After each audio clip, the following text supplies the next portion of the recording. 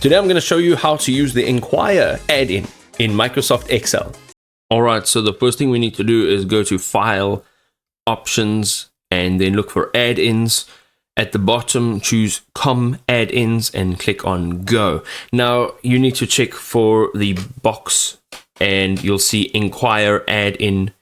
Go ahead, click on OK, and you'll then need to restart to verify. Okay, so this will now appear on your ribbon.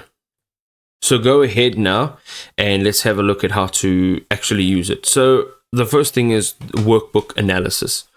So this feature will generate comprehensive reports on formulas, links, errors, and structure to help audit complex spreadsheets efficiently.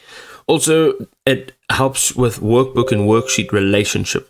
So you have visual maps that shows links between workbooks and worksheets for easy data flow understanding.